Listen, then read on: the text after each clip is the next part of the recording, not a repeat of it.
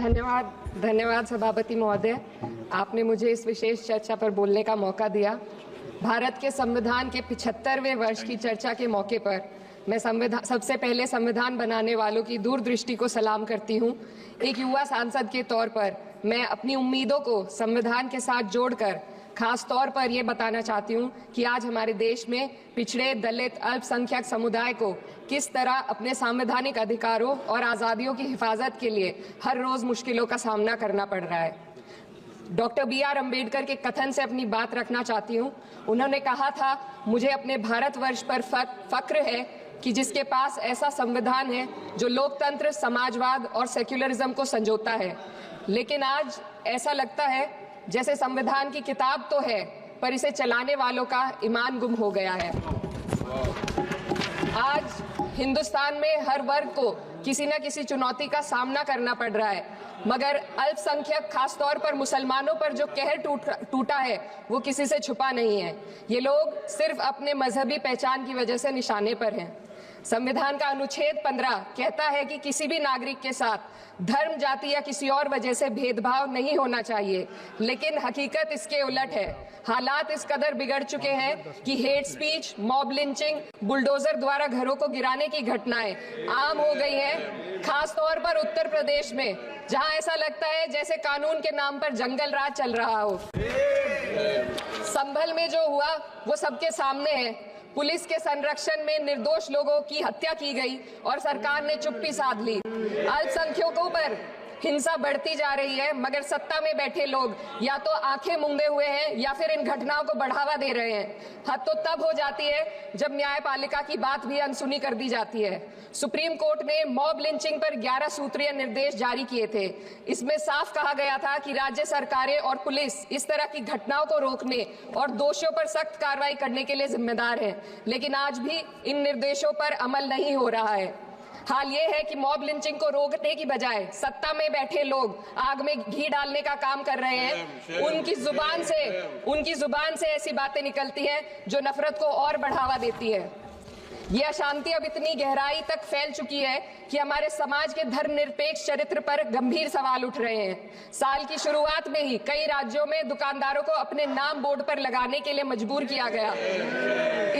इसे सेहत और सुरक्षा के कानूनों का हिस्सा बताया गया, मगर असल मंशा कुछ और थी।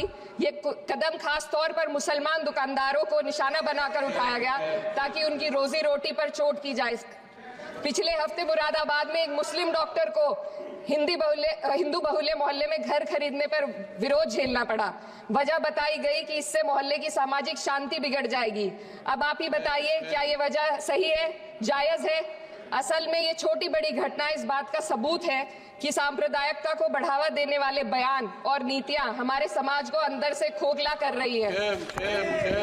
उत्तर प्रदेश में यति नरसिंहन ने बेहद घटिया बयान दिया, लेकिन सरकार इन बयानों पर कोई कार्रवाई नहीं कर रही। हेट स्पीच न केवल जनमानस के विचारों को प्रदूषित करती है, बल्कि इससे अब संवैधानिक पदों पर बैठे लोगों को भी प्रभावित कर दिया है। अभी हाल ही में माननीय उच्च न्यायालय इलाहाबाद के माननीय न्यायाधीश ने ऐसे बयान दिए जिसका संज्ञान खुद सुप्रीम कोर्ट को लेना पड़ा।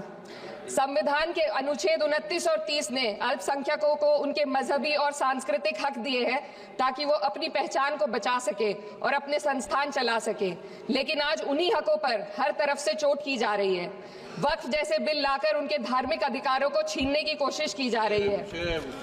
आज अल्पसंख्यक समुदाय को संविधान द्वारा दिए गए अपने बुनियादी अधिकार पाने के लिए लंबी लड़ाई लड़नी पड़ रही है। ऐसे कई मामले अदालत ने न्याय देकर संविधान की रक्षा की है, लेकिन अदालती प्रक्रिया में जो समय लगता है उसकी वजह से देश के सामाजिक ताने बाने को भारी नुकसान उठाना पड़ता है। मिसाल के तौर पर इलाहाबाद हाई कोर्ट ने 2004 के मदरसा एक्ट को रद्द कर दिया था, जिससे मदरसों के संचालन पर सवाल उठे। हालांकि सुप्रीम कोर्ट ने बाद में इस फैसले को पलट दिया और एक्ट को वैध करार दिया, लेकिन इस प्रक्रिया में जो समय लगा उसने अल्पसंख्यकों को बेचैनी और संघर्ष के दौर में डाला है। इसी कड़ी में प्लेसेस ऑफ वर्शिप एक्ट 91 भी आता है और कई अन्य अधिकार, उन्हें भी इसी तरह अदालती लड़ाइयों में उलझाया जा रहा है। ये स्थिति न केवल अल्पसंख्यकों के अधिकारों की राह में रुकावट है, बल्कि justice delayed is justice denied जैसी कहावत को सिद्ध करती है। मैं इस सदन से मैं इस सदन से दुनिया भर के अल्पसंख्यकों की आवाज उठाना चाहती हूँ, खास तौर पर हमारे पड़ोसी देश बांग्लादेश में अल्पसंख्यकों के साथ जो हो रहा है वे दिल को गहरे तक चोट पहुंचाने वाला है। उनकी जान माल की हत्या की जा रही है। बांग्लादेश हो या हिंदुस्तान हो या कोई और देश, अल्पसंख्यकों की सुरक्षा, इज्जत और अधिकारों की हिफाजत हर सरकार की सबसे पहली जिम्मेदारी होनी चाहिए। मैं इस सदन से अपने देश के अल्पसंख्यकों के साथ बांग्लादेश के पीड़ित अल्पसंख्यकों की आवाज को एक साथ उठाना चाहती हूँ। ये वक्त की पुकार है कि हम सब मिलकर ये सुनिश्चित करें कि किसी भी इंसान को उसकी पहचान या मजहब के कारण डरकर जीने पर मजबूर ना होना पड़े। जहाँ हक छीने जाते हैं वहाँ अमन खो जाता है। ये बात हर सरकार को समझनी चाहिए। अगर हम सच में अपने संविधान का सम्मान करना चाहते हैं तो हमें नफरत और भेदभाव को खत्म करना होगा। हमें ये दिखाना होगा कि ये मुल्क हर वर्ग, हर जाति, हर धर्म और हर समुदाय का है, और जब तक ऐसा नहीं होगा तब तक संविधान की आत्मा सिसकती रहेगी। सर, अपनी बात को खत्म करते हुए मैं एक शेर अर्ज करना चाहती हूँ। ये दाग दाग उजाला, ये शब्द